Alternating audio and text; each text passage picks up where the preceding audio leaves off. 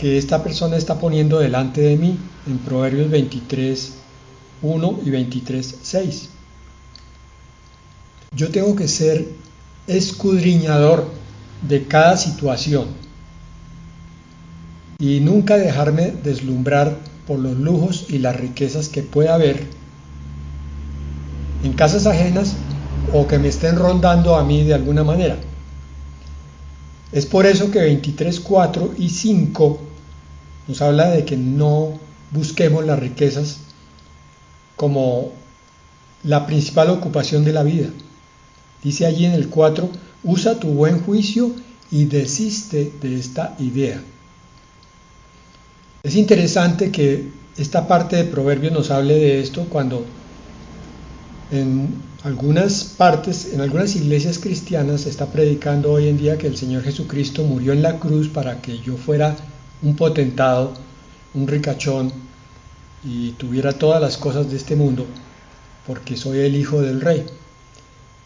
Yo repito con insistencia ese tema porque esto es algo que está engañando al pueblo de Dios.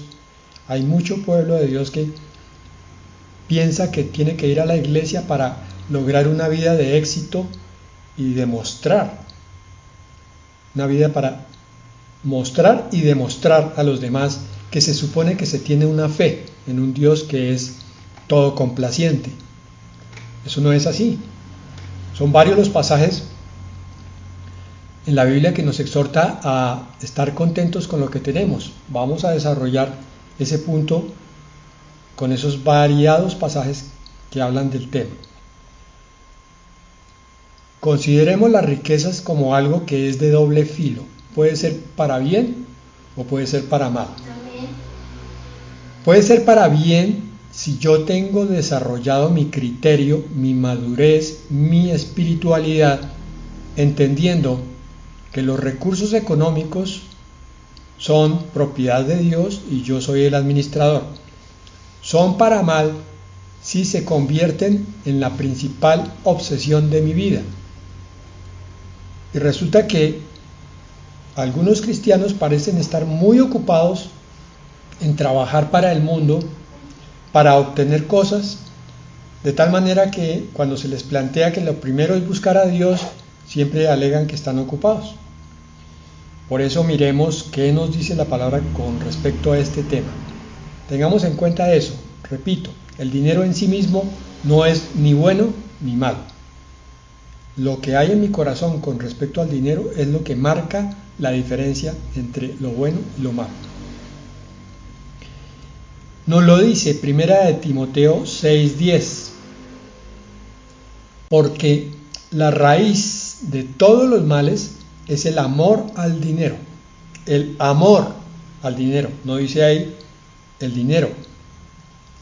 La raíz de los males es el amor. O sea, es lo que llamamos avaricia o tacañería, hablándolo un poquito más folclóricamente. El cual algunos, por codiciarlo, al dinero, se extraviaron de la fe y acabaron por experimentar muchos dolores.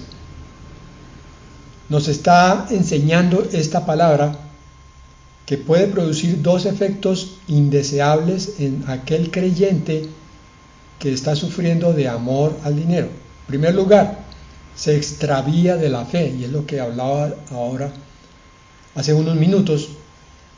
Cuando la persona está muy ocupada para las cosas de Dios, no tiene tiempo para las cosas de Dios porque está completamente enfocada en las cosas terrenales. ¿Qué es lo que está haciendo en el mundo? Pues trabajar. Pero es que trabajar no es malo, de acuerdo, no es malo, pero también como el amor al dinero se puede convertir en algo, porque si se trabaja para tener dinero, ya no es para el sustento ni para glorificar a Dios, entonces se convierte también en algo malo. Estamos llegando a una conclusión. Podemos convertir muchas cosas que son bendición de Dios en maldición por no saberlas discernir y usar adecuadamente. La segunda cosa que nos dice la 1 Timoteo 6 es que acaban por experimentar muchos dolores. ¿Quiénes? Los buscadores incansables del dinero, los avaros, porque ellos creen que están solucionando algo con una posesión pero todos nosotros hemos sido testigos de ese fenómeno que es bien interesante, que es el de que yo de pronto sueño con algo, trabajo fuertemente para conseguirlo, tremenda ilusión, tremendo anhelo, lo consigo, un gozo tremendo también, pero al poco tiempo desaparece toda ilusión, todo sueño y todo entusiasmo, y la cosa que tanto luché se convirtió en algo más entre las posesiones, pero con las obligaciones que ahora eso me comporta. O sea, si es una casa, tengo que mantenerla, arreglarla, limpiarla, pagarle impuestos. Pasa lo mismo con un carro y con todas las otras cosas. Lo mismo con un celular recién adquirido. Al principio es qué delicia, qué goma, qué curiosidad por explorarlo por todos lados, y después entonces está uno preocupado porque compró uno de muy buena gama y de pronto se lo roban, de pronto se le cae, se rompe, o tantos inconvenientes que van ocurriendo.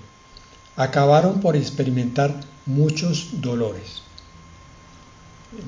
La única forma como podemos vivir con las cosas materiales es cuando se las entregamos a Dios y entendemos que todo lo de este mundo tiene su más y su menos, tiene sus ventajas y sus desventajas, bendiciones y cargas.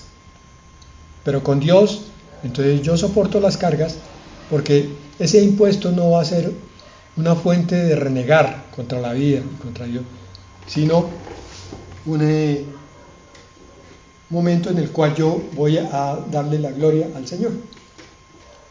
Mateo 6:24 dice: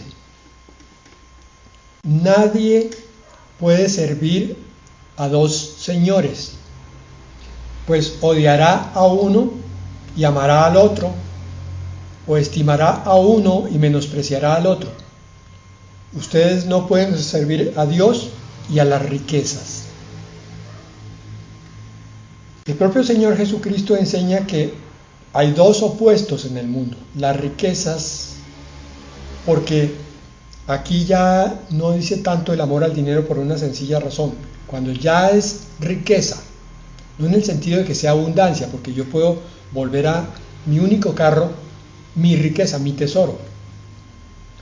Entonces se convierte en una oposición a Dios, porque estoy anclado, estoy preocupado por las cosas de este mundo y no por las cosas espirituales. Y aquí vamos a descubrir algo que es bien interesante. Esta palabra riquezas en el griego es mamonás, con doble M en la mitad. Mamonás es una palabra de origen caldeo, que quiere decir confianza, riqueza, o sea, confianza en la riqueza, pero resulta que esa riqueza dentro de los caldeos era personificada en un dios, el dios Mamón. El dios Mamón simplemente es un demonio. Entonces, esta palabra nos empieza a mostrar que probablemente cuando caemos en la trampa de buscar riquezas materiales, estamos haciendo dos cosas: nos estamos volviendo esclavos de un demonio y lo estamos adorando aún sin saber y sin querer. ¿Será que eso es cierto? Lucas 4:5, hasta el 4:8 nos va a mostrar la segunda tentación que el diablo viene a hacerle al Señor Jesucristo en el desierto. No pierdan de vista que estamos hablando de un demonio de riqueza. Cuando hablo de demonio de riqueza, estoy hablando también de demonio de posesión de cualquier cosa material. Porque donde está tu tesoro, allí está tu corazón, dice la palabra. Si yo empiezo a darle excesiva importancia a alguna cosa material, la estoy deificando o idolatrando. Me estoy postrando delante de ella. En Lucas 4:5 nos lo muestra claramente. Entonces el diablo lo llevó al Señor Jesucristo a un lugar alto y en un instante le mostró todos los reinos del mundo. Y le dijo: yo te daré poder sobre todos estos reinos y sobre sus riquezas. Lo dice así en la Reina Valera contemporánea. En otras versiones no habla de eso, sobre sus riquezas. Pero no importa, está implícito. Entre los reinos lo que hay es riqueza. Pero a mí me han sido entregados, dice el diablo. Vean esto. El diablo está diciendo: las riquezas son mías. Me han sido entregadas. ¿Cuándo le fueron entregadas las riquezas? Pues en el primer instante, cuando Eva decidió no creer la palabra de Dios, sino creer la tentación que el diablo le estaba poniendo por delante. Seréis como dioses, con tal de que hagáis lo que vosotros queréis, no obedeciendo a Dios, sino comiendo de este fruto. O sea, haciendo tu propia voluntad, Eva, no haciendo la voluntad de Dios. En ese momento me están entregando, dice el diablo, el poder del mundo. Si bien es cierto que el dinero fue desarrollado como tal más adelante, porque al principio todo el comercio era por trueque, el diablo mismo puso en el corazón del hombre la invención del dinero, porque él sabía lo que iba a pasar, sabía cómo el hombre, cuando ve ese metálico, esos billetes en sus manos, empieza a pensar en cosas que no tienen nada espirituales, sino todo lo contrario, quiere más de esas cosas terrenales. El diablo dice: a mí me han sido entregadas los reinos y todas sus riquezas, y yo puedo dárselo a quien yo quiera. El diablo le entrega las cosas a quien él ve en su corazón que está dispuesto a esto, o sea, los que tienen esa atracción hacia las cosas materiales. Versículo 7: si te arrodillas delante de mí, todos serán tuyos. ¿Qué? Los reinos y las riquezas. Y vemos hoy la cultura, vemos hoy a la gente que está afanada por conseguir estos recursos materiales. De hecho, si ustedes miran en forma imparcial, entramos al colegio con el propósito de que cuando termine el colegio entremos a hacer una capacitación o intermedia o universitaria para conseguir un título que nos lleve a producir dinero para después, con el tiempo, empezar a comprar las cosas que se supone que necesitamos, pero siempre nos saltamos ese límite. Ya no es solamente lo que necesitamos, sino lo que queremos. Volvemos a la misma situación del paraíso. Empezamos a buscar nuestra voluntad en conseguir posesiones terrenales. Estoy haciendo énfasis en esto porque yo he visto a lo largo, junto con mi esposa, a lo largo de nuestro ministerio, que uno de los mayores frenos en el crecimiento espiritual del creyente es ese materialismo, llamémoslo así, esa visión hacia abajo, hacia las cosas del mundo. No levantan los ojos a las cosas del cielo, no las entienden, no las comprenden, no las anhelan, no las buscan, porque están demasiado ocupados buscando las de aquí abajo. ¿Cuántas personas hemos visto entrar y salir? Se les comparte, se les evangeliza, hasta se les bautiza y de pronto se desaparecen. ¿Por qué? No, es que están muy ocupados, no, es que no he tenido tiempo, no, es que... El dios Mamón es el mismo diablo. Aquí está diciéndolo. Sobre sus riquezas, las del mundo, porque a mí me han sido entregadas. Entonces es totalmente cierto que el que sirve a Dios no puede servir a las riquezas, pero al revés también es completamente cierto. El que sirve a las riquezas, al dios Mamón, que es un demonio, que es el mismo diablo, cae exactamente en lo que menos buscaba, que era la idolatría. Se aparta de Dios por completo. Pues no sé, a mí siempre me ha cuestionado mucho esta palabra porque me descubre el mundo espiritual. La palabra trae la revelación sobre las cosas ocultas. Y nos muestra por qué tanta dificultad en ir detrás de las cosas espirituales. ¿Por qué tantos quedan tan anclados con un lastre tan grande? Y entonces, como decía hace unos minutos, la predicación no les toca. Por más de que se estén mostrando cosas grandes, no se sienten tocados, no se sienten motivados a buscar de eso. No tienen pasión por las cosas de Dios porque están apasionados por las cosas del mundo.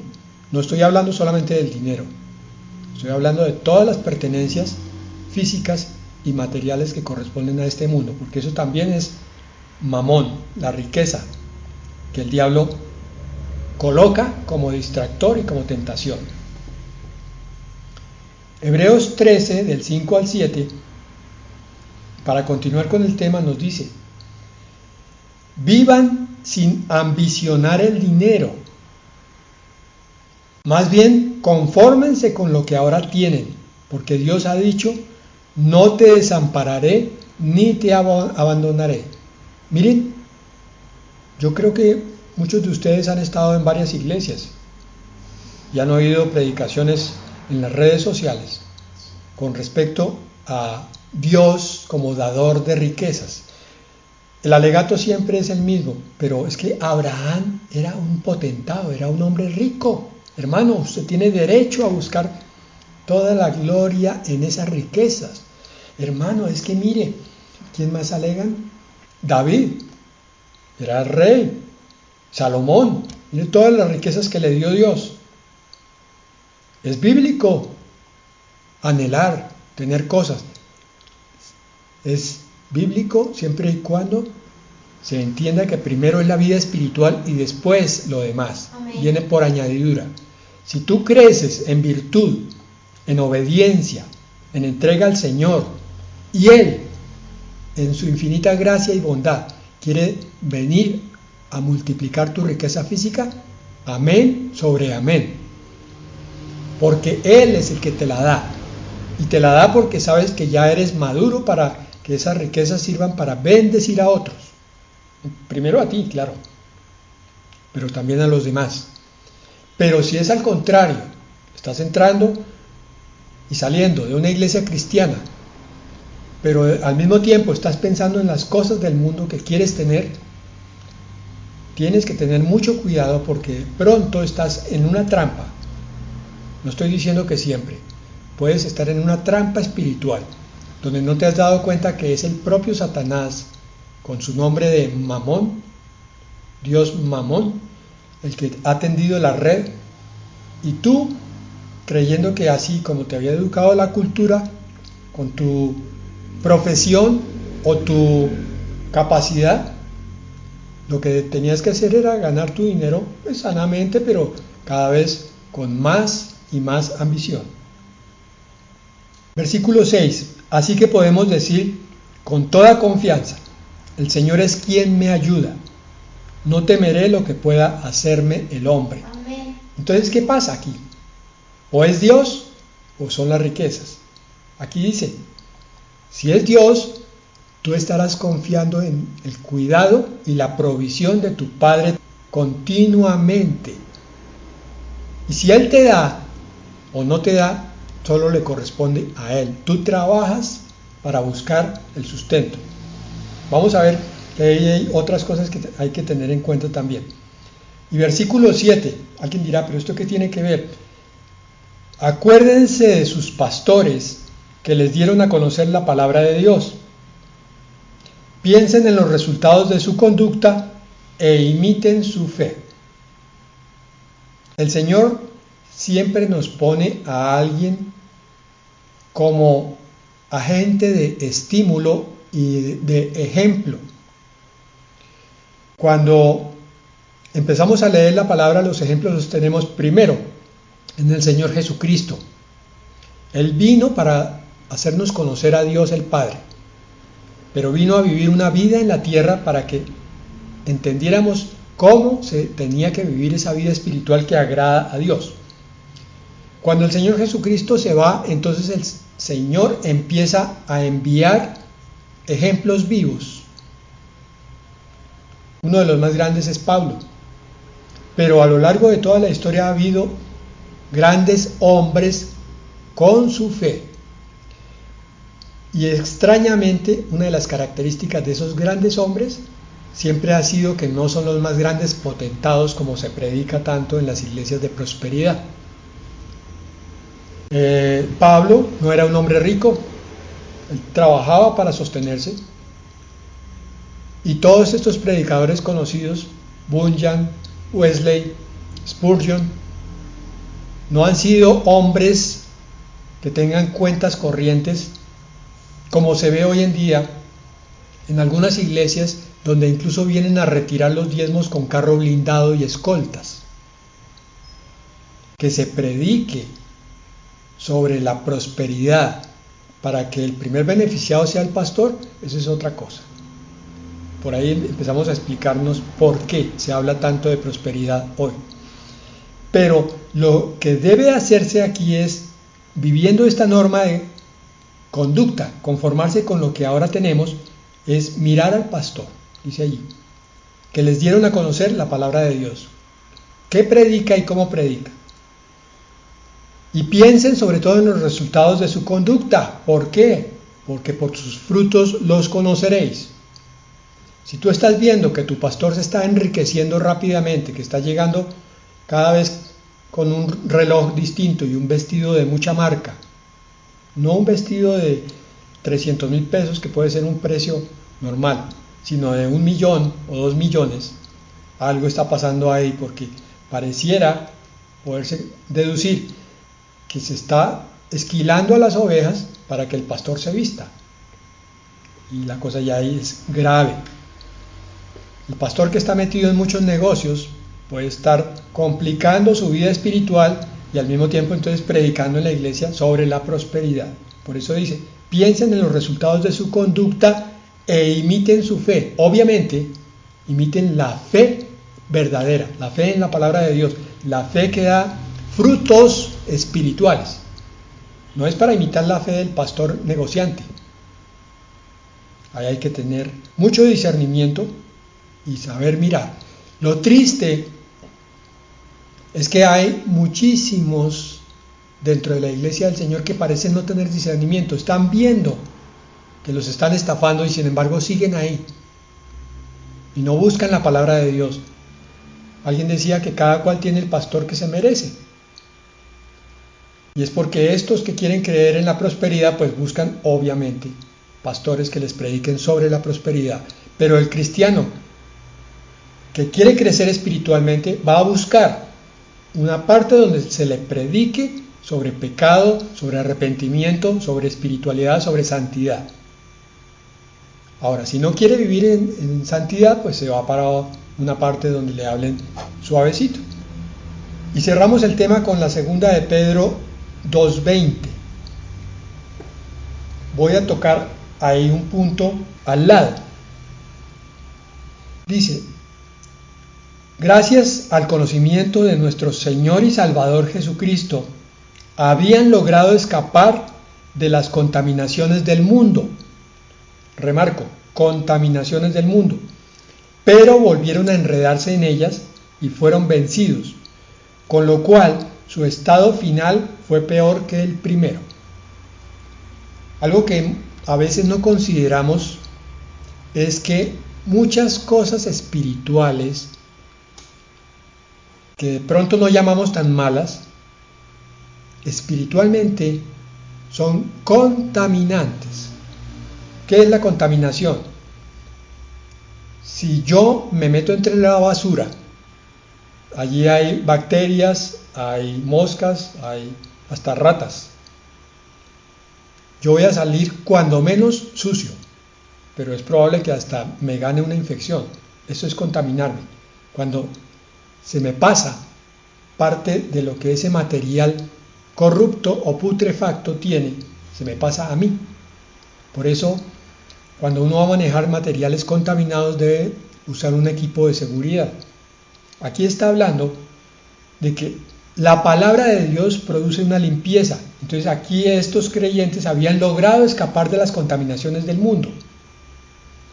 Pero se volvieron a enredar en ellas y fueron vencidos, cayeron en una zancadilla y su estado final fue peor que el primero. Hemos visto con frecuencia esto que pasa aquí, que viene el creyente, busca de Dios, pero como no busca con compromiso, dura cosa es meterse con el Dios vivo, entonces de alguna manera eso es burlarse de Dios.